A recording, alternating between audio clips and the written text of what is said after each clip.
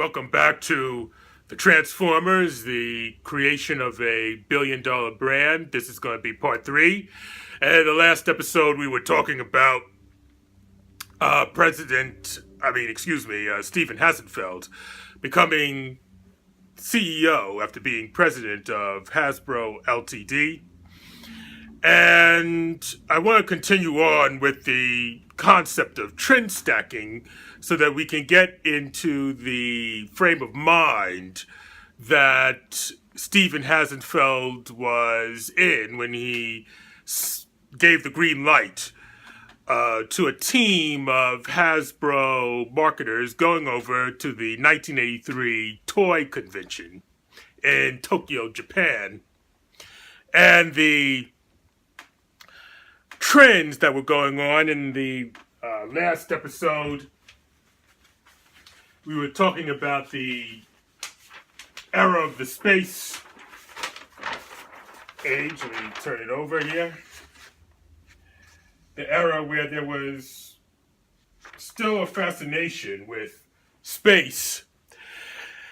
And also, there was a fascination with AI technology, the future, the idea that the robot was taking over more and more in terms of the human imagination. Is certainly in that period of time, the genre of the human interacting with the robot.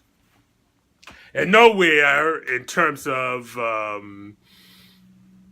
the imagery was this more felt. It's certainly more profuse than in the art of Japanime, which the Japanese, taking somewhat from what they saw in the animation of Disney, but nevertheless colored by the events of the aftermath of World War II and Hiroshima.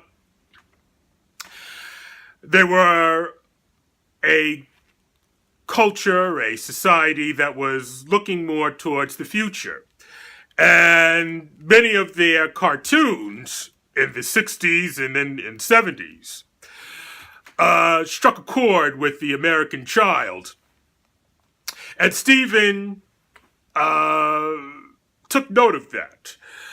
And certainly other members of his team at Hasbro took note of that. And so, before the Transformers hit the airwaves, many of their elements, certainly their the same kind of themes, were becoming more perfected as far as the American market. And you had, long before the Transformers came about, you had the idea, now this is just to continue on with the concept of trend stacking, the idea of robots merging into bigger robots.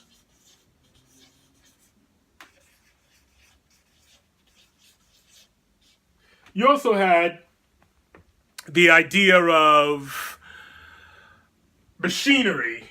Let's see, let me go on to another page here. You have the idea of machinery changing into something else. So, machines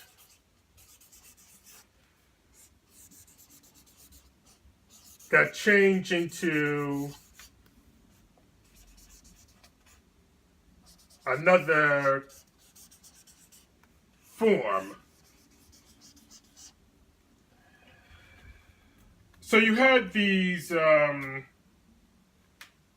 trends, and certainly in the early 80s, you had a trend, excuse me because it's a little humid today, you certainly had a trend where the various cartoons that hit the airwaves sometime before the Transformers. One of the cartoons that came before the Transformers was the cartoon, and I remember it well, Mask,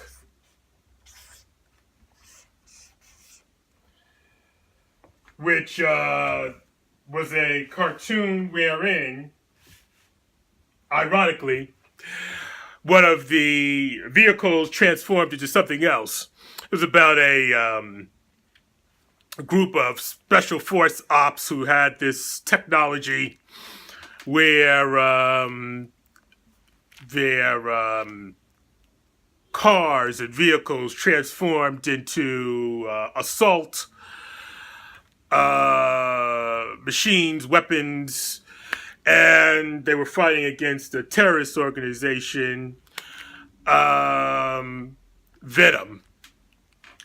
which was an acronym. And so you had that element. And then you had also Haim Saban, who was just starting out in cartoons and certainly in terms of the toy line. And he had he went to Japan and brought over the trademark and the cartoon, but also the toy line of, which was renamed Voltron. Now, they're very important because only people of a certain age will remember this. Let me make sure this stays up. Only people of a certain age will remember this. There were two Voltrons. One was the lions that everybody knows. There were, I believe, 5 lions, and all of them merged into one machine, one super robot Voltron. But then there was another, which was not as good. And that was something where I was talking about machines that change into another form, but it was a Voltron series that had cars instead of lions. And their Voltron formed into another super robot. But this goes way back. None of the millennials, none of you millennials will remember any of this. But it goes way back. But it forms the kind of trends that were in the early 80s. Another series that came out where machines transformed into something else was, let's see if I can do it here.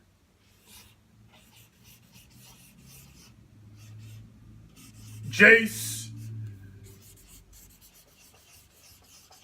and the Wheeled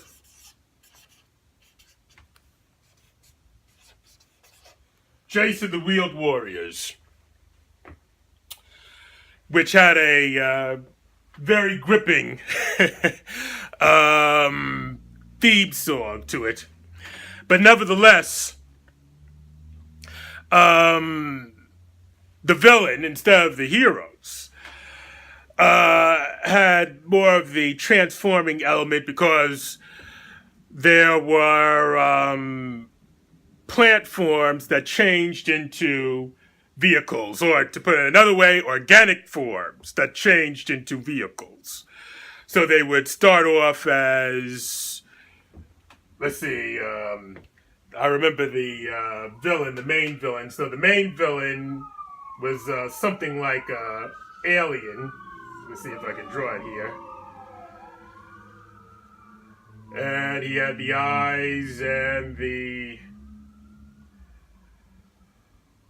Let's see if I can do just a rough sketch of what it was.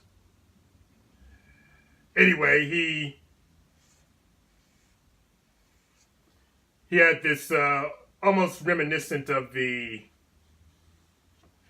alien framework. I don't know if you can see what I did. But he would go from a human. Let me just see here. He would go from a human and he would change, because I had this toy. He would change into. Now let's see if I can do it here. If I can remember how it was. He would change into.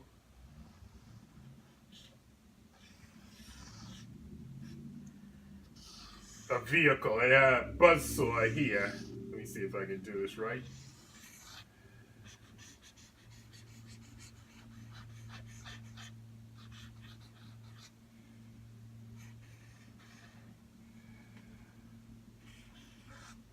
Yeah, that's right.